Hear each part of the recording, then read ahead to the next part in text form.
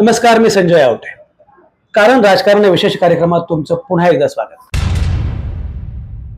खरं म्हणजे 16 मार्चला निवडणूक आयोगाने पत्रकार परिषद घेतली आणि त्यानंतर लोकसभा निवडणुकीची घोषणा झाली. आता जवळपास सगळे टप्पे संपत आलेत. 1 जूनला शेवटचा टप्पा असणार आहे आणि 4 जूनला निकाल असणार आहे. निकालाच्या अनुषंगाने मी सांगितलं की ते भाकीत करणं अवघड आहे. मी काही ज्योतिषी नाही आहे, तरी आपण काही अंदाज वर्तवतोय, काही अंदाज बांधतो आहोत. या निवडणुकीच्या अनुषंगाने काय गोष्टी घडल्या त्यापैकी एक महत्त्वाची गोष्ट आहे, ती मुद्दाम सांगितली पाहिजे. ती म्हणजे या निवडणुकीने एक मात्र केलं, आणि ते म्हणजे वंचित बहुजन आघाडीचं महत्त्व तुलनेने कमी झालं. आता मी परत सांगतो की असं जेव्हा मी म्हणतो तेव्हा अनेकदा मग लगेच त्याच्यावर काहीतरी नकारात्मक कमेंट्स सुरू होतात की तुम्हाला वंचित बहुजन आघाडी फार त्रासदायक वाटते वगैरे वगैरे, किंवा तुम्ही या पक्षाचे आहात, तुम्ही त्या पक्षाचे आहात. मला असं वाटतं की हे अशा प्रकारे बोलून चालत नाही. आपल्याला काय घडलं ते बघितलं पाहिजे. 2019 मध्ये वंचित बहुजन आघाडी हा एक अतिशय महत्त्वाचा फोर्स म्हणून पुढे आला होता. एक महत्त्वाची ताकद म्हणून वंचित बहुजन आघाडी पुढे आली होती. त्याचं सगळ्यांनी स्वागत केलं, कारण ती घटना अतिशय महत्त्वाची होती. याचं कारण असं आहे की आतापर्यंत एकूण शोषित वंचितांचं जे राजकारण आहे, आंबेडकरवादी राजकारण जे आहे, त्या राजकारणाला आतापर्यंत महाराष्ट्रामध्ये स्पेस मिळत नव्हती, अवकाश मिळत नव्हता. आतापर्यंत या राजकारणाची स्पेस ही मुख्य प्रवाहातल्या पक्षांनीच काबीज करून टाकली होती. त्यामध्ये काँग्रेस आहे, त्यामध्ये राष्ट्रवादी काँग्रेस आहे, आणि त्यामध्ये काही प्रमाणामध्ये भाजप शिवसेना सुद्धा आहे. यांनी या सगळ्या घटकांना, या सगळ्या नेत्यांना आपल्या सोबत घेतलं. रिपब्लिकन पक्षाची शक्ल झाली आणि त्यातल्या काही शकलांनी कोणासोबत तरी जायचा निर्णय घेतला. त्यामुळे मुळामध्ये ज्या प्रकारचं एक पर्यायी राजकारण विकसित केलं पाहिजे, ते पर्यायी राजकारण विकसित करण्यामध्ये या पक्षांना अपयश आलं.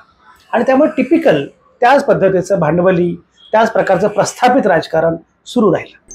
अशा वेळी एक अत्यंत महत्त्वाचं पर्यायी राजकारण विकसित झालं पाहिजे, त्याला आवाज मिळाला पाहिजे, या प्रकारचा प्रयत्न वंचित बहुजन आघाडीने केला. त्यामुळे वंचित बहुजन आघाडी 2019 मध्ये जेव्हा तिनं पहिल्यांदा निवडणूक लढवायचा निर्णय घेतला, तेव्हा तर फार वेगळं वातावरण होतं. भीमा कोरेगाव नंतर एक प्रकारचं वेगळं वातावरण तयार झालेलं होतं. पुन्हा एकदा एकूणच सगळ्या पुरोगामित्वाचा अर्थ लावण्याचं आव्हान महाराष्ट्रातल्या चळवळींसमोर होतं. अशा अनेक गोष्टी घडत होत्या, आणि तेव्हा वंचित बहुजन आघाडी निवडणूक लढवत होती. तेव्हा काँग्रेस आणि राष्ट्रवादी काँग्रेस यांच्या सोबत जाण्याचा एक पर्याय वंचित बहुजन आघाडीसमोर होता. तसे प्रयत्न सुद्धा झाले, पण काही घडलं असेल त्यामध्ये अर्थातच दोघांच्याही गोष्टी असतील, दोघांच्या अटी असतील, दोघांचे काही मुद्दे असतील. ते घडलं नाही. वंचित बहुजन आघाडीने स्वतंत्रपणे निवडणूक लढवली आणि लोकसभा निवडणुकीमध्ये वंचित बहुजन आघाडी पहिल्यांदाच उभी राहिली. आणि ज्या प्रकारे त्यांनी मतं मिळवली, त्या मतांची टक्केवारी, मताची आकडेवारी आणि एकूण ताकद जर पाहिली तर वंचित बहुजन आघाडी हा अतिशय महत्त्वाचा फोर्स म्हणून उदयाला आलेला आहे, याच्यामध्ये काही शंका नव्हती. आणि आता आगामी कालखंडामध्ये वंचित बहुजन आघाडीचं महत्त्व वाढत जाईल असंही वाटलं. कारण खरं म्हणजे 2019चं राजकारण तुम्ही पहा. 2019च्या लोकसभा निवडणुकीच्या वेळी काँग्रेस, राष्ट्रवादी काँग्रेस, भाजप आणि शिवसेना असे 4 पक्ष होते, आणि या 4 पक्षांनी बऱ्यापैकी सगळ्या निवडणुकांचा अवकाश आपल्या ताब्यात घेतलेला होता. काँग्रेस आणि राष्ट्रवादी काँग्रेस यांचं साधारणपणे राजकारणाचं एकच सूत्र आहे, एकच स्वरूप आहे. भाजप आणि शिवसेना हे त्या अर्थानं तेव्हा एकत्रच होते. काँग्रेस राष्ट्रवादी एकत्र होते, भाजप शिवसेना हे दोघे एकत्र होते. हे सगळं जरी असलं तरी सुद्धा त्या राजकारणाचा पोत, त्यांचा विरोध एकमेकांच्या मुद्द्यांना असेल, पण शेवटी भाजप शिवसेनेचं राजकारण काय आहे हे आपल्याला माहिती आहे. त्यांची एक विशिष्ट आयडियॉलॉजी तेव्हा होती, शिवसेनेची पण आणि भाजपची सुद्धा. आणि काँग्रेस राष्ट्रवादीनं कितीही प्रयत्न केला तर एकूण सरंजामी राजकारणापासून दूर जाणं त्यांना फार काही शक्य झालं नाही. अशा वेळी वंचित बहुजन आघाडी हा काहीतरी एक वेगळ्या प्रकारचं राजकारणाचं प्रारूप उभं करेल असं वाटलं. वंचित बहुजन आघाडी उभी राहिली. निवडणुकांचा निकाल लागला आणि वंचित बहुजन आघाडीनं 2019च्या लोकसभा निवडणुकीमध्ये 48 पैकी 47 जागी आपले उमेदवार उभे केले, आणि त्यांना मिळालेली मतं जी होती ती जवळपास 41,32,547 एवढी मतं होती. म्हणजे मतांची टक्केवारी 7.3% एवढी मतं होती. 7.3% मतं मिळवणं ही खरंच फार मोठी गोष्ट होती. आणि मला असं वाटतं की 41 लाख मतं घेणं, 7.3% एवढी मतं मिळवणं एका तशा नव्या आघाडीनं किंवा नव्या पक्षानं हे फार आश्चर्यकारक होतं. आणि एवढंच नव्हे, जवळपास 10 मतदारसंघांमध्ये काँग्रेस आणि राष्ट्रवादीच्या उमेदवाराचा पराभव झाला. त्यामध्ये वंचित हे एक कारण होतं. मी परत सांगतोय की वंचित बहुजन आघाडीनं मतविभाजन केलं म्हणून हे लोक पडले, याला काही अर्थ नाही. सुशीलकुमार शिंदे पराभूत झाले, अशोक चव्हाण पराभूत झाले, सांगलीमध्ये काँग्रेसच्या तिकिटावर नव्हते पण विशाल पाटील ते पराभूत झाले, असे बरेच उमेदवार पराभूत झाले. पण याचा अर्थ असं मानण्याचं अजिबात कारण नाही की वंचित बहुजन आघाडीनं मतांचं विभाजन केलं. शेवटी प्रत्येक पक्षाला, प्रत्येक संघटनेला आपल्या पद्धतीनं राजकारण करण्याचा अधिकार आहे, राजकारण करण्याचा हक्क आहे. त्यामुळे कोणाला फायदा होईल, कोणाला तोटा होईल हा नंतरचा मुद्दा आहे. उलट पक्षी या प्रकारच्या राजकारणाची एक ताकद त्या निमित्तानं लक्षात आली.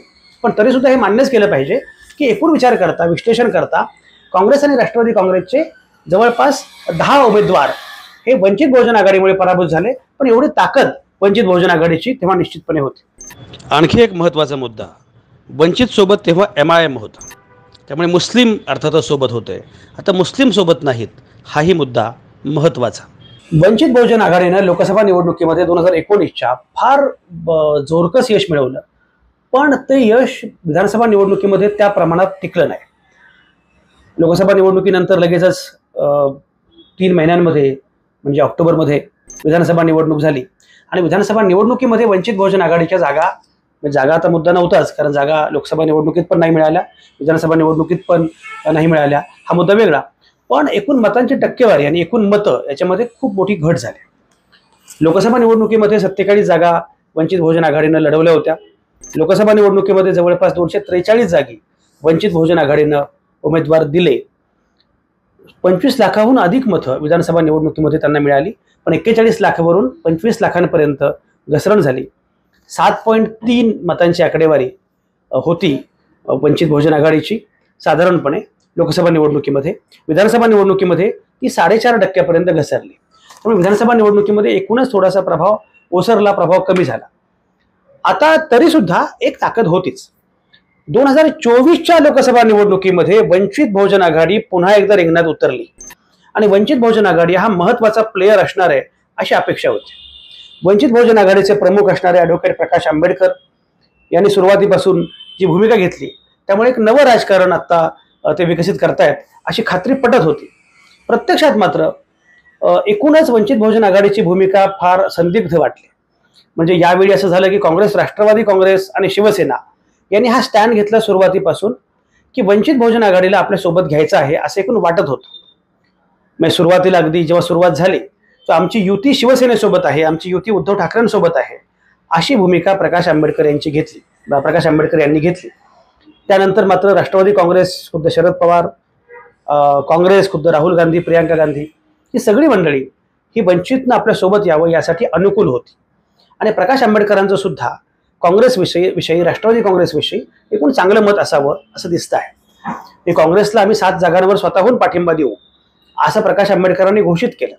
एवढंच नाही, राहुल गांधी, प्रियांका गांधींनी जेव्हा सभा घेतली भारत जोडो न्याय यात्रेच्या समारोप प्रसंगी, जी समारोपाची सभा मुंबईत झाली, त्या मुंबईतल्या सभेमध्ये प्रकाश आंबेडकर हे राहुल गांधी आणि प्रियांका गांधी यांच्यासोबत हात उंचावून अगदी घोषणा देताना दिसले.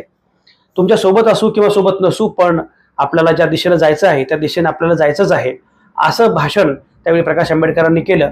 आणि प्रकाश आंबेडकर काँग्रेससोबत येतील की नाही माहिती नाही, पण एकूण काँग्रेससोबत त्यांची वैचारिक मैत्री आहे असं त्यामुळे अधोरेखित झालं. त्यांनी काँग्रेसचा त्या अर्थानं गौरवपूर्ण उल्लेख केला आणि आपण सोबत आहोत असं पण सांगितलं.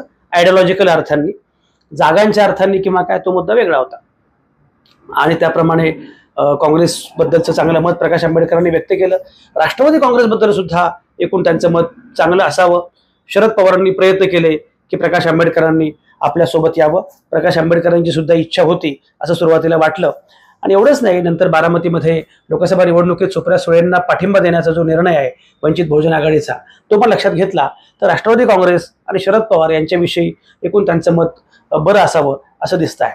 नंतर उलट पक्ष उलटं झालं की ज्या शिवसेनेमुळे वंचित बहुजन आघाडी उतरली होती रिंगणामध्ये महाविकास आघाडीसोबत किंवा जी उतरू शकत होती, नंतर त्या शिवसेनेविषयीच त्यांचं मत बदललं.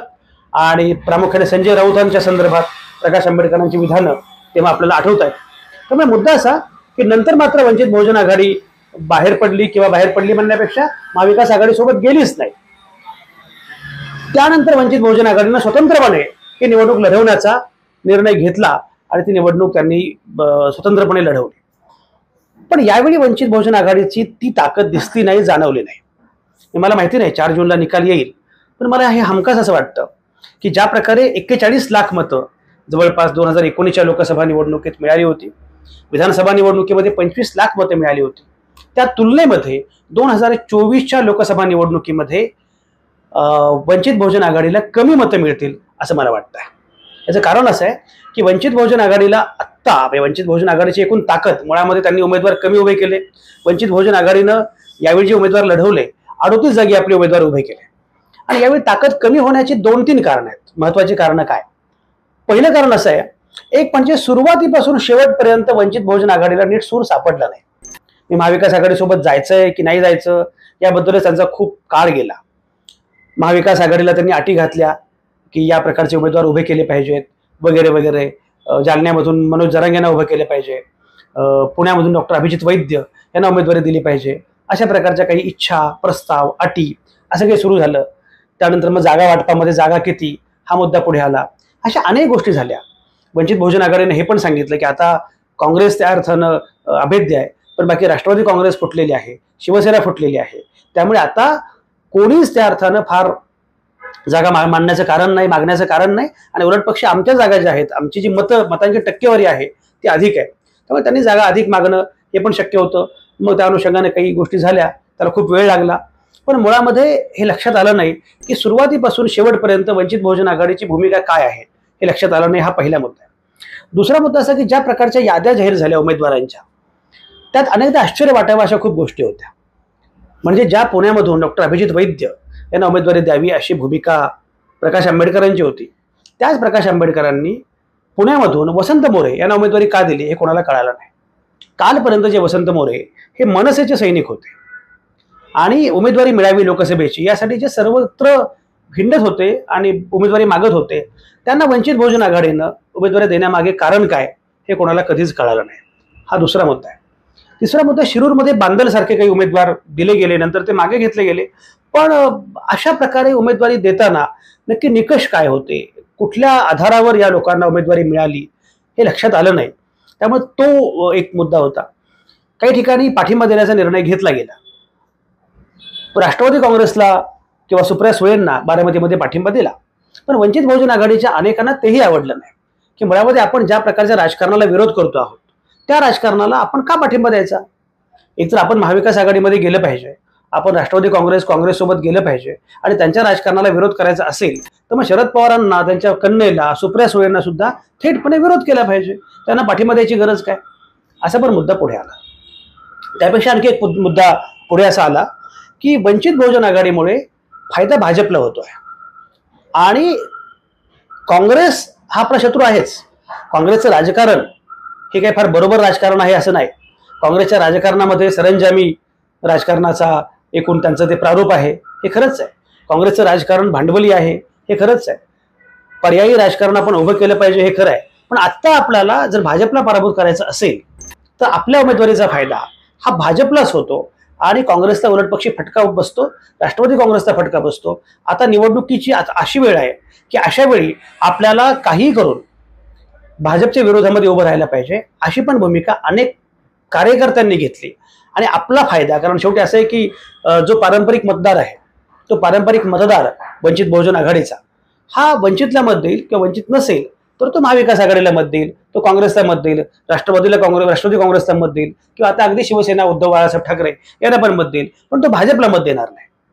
अशा परिस्थितीमध्ये आपल्या मताचा फटका हा महाविकास आघाडीला बसणार आहे आणि फायदा भाजपला होणार आहे. 2019च्या निवडणुकीमध्ये जर जवळपास 10 जागा या राष्ट्रवादी काँग्रेस आणि काँग्रेसच्या पराभूत होऊ शकतात तर असाच फायदा भाजपला यावेळी पण होईल.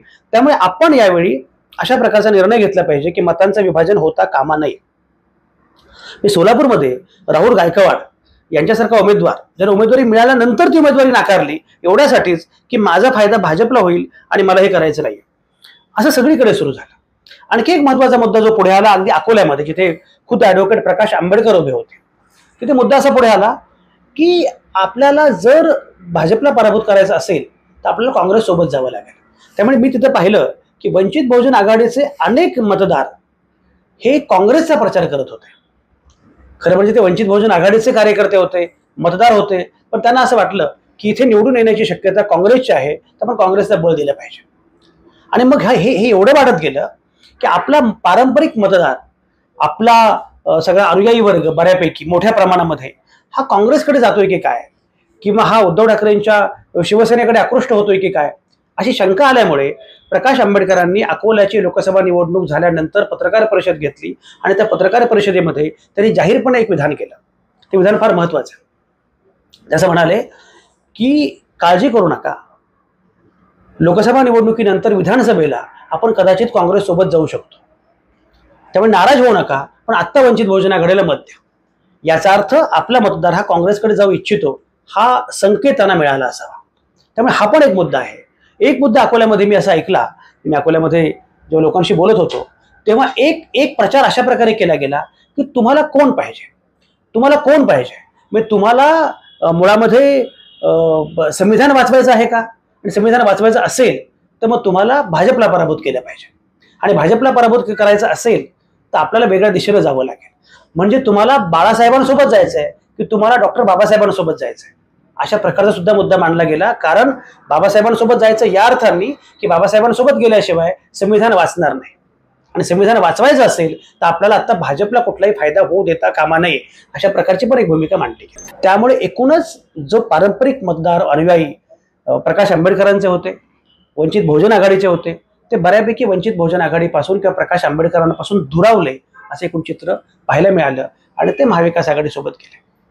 मी म्हटल्याप्रमाणे मुळातच या निवडणुकीमध्ये मुस्लिम आणि बौद्ध यांनी बऱ्यापैकी एक वेगळी भूमिका घेतली होती. त्यामध्ये संविधान वाचवणं हा एक मुद्दा फार महत्त्वाचा होता. अशा वेळी यावेळची निवडणूक वेगळी आहे आणि आपल्याला वेगळा निर्णय घ्यावा लागणार आहे, असा वंचित बहुजन आघाडीच्या कार्यकर्त्यांचा आणि मतदारांचा एकूण टोल दिसला.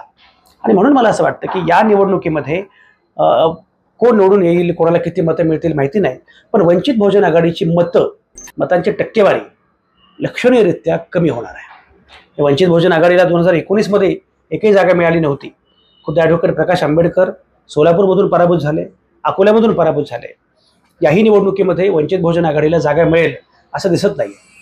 पण वंचित बहुजन आघाडीला च्या मतांची टक्केवारी मात्र कमी होईल, एकूण प्रभाव कमी होईल असं मला वाटतंय. तो अंदाज जरा लक्षात घेतला पाहिजे. मला मुळामध्ये या निवडणुकीच्या निमित्ताने एक गोष्ट मुद्दाम लक्षात घेतली पाहिजे की वंचित बहुजन आघाडीनं ज्या प्रकारचं राजकारण उभं करायचा प्रयत्न केला, म्हणजे मी मागे उल्लेख केला होता की त्यांनी अगदी पारलिंगी व्यक्तींना सुद्धा उमेदवारी दिली नाही, पण पारलिंगी व्यक्तींना एकूण राजकीय पक्षांमध्ये जागा दिली किंवा स्पेस दिली. ही स्पेस अन्य कोणी दिली नव्हती. त्यामुळे पारलिंगींना स्पेस देणं, ज्या लोकांना कधीच कुठला आवाज नव्हता त्या लोकांना आपल्या सोबत घेणं, हे खरं म्हणजे प्रकाश आंबेडकरांचं फार मोठं यश आहे. पण ही निवडणूक वेगळी आहे असं लोकांनी मांडलं, आणि त्यामुळे आपल्या मतांचा फायदा अन्य कोणाला होऊ नये अशा प्रकारची भूमिका घेत जरा वंचित बहुजन आघाडीच्या कार्यकर्त्यांनी, मतदारांनी काम केलं असं मला दिसतंय. मला असं वाटतं की ॲडव्होकेट प्रकाश आंबेडकर हे फारच महत्त्वाचे नेते आहेत, किंवा त्यांनी लोकसभेमध्ये जाणं खरं म्हणजे आवश्यक आहे. ते जेव्हा लोकसभेमध्ये होते तेव्हा त्यांच्या भाषणांनी त्यांनी एक वेगळ्या प्रकारचं विचारमंथन केलं होतं.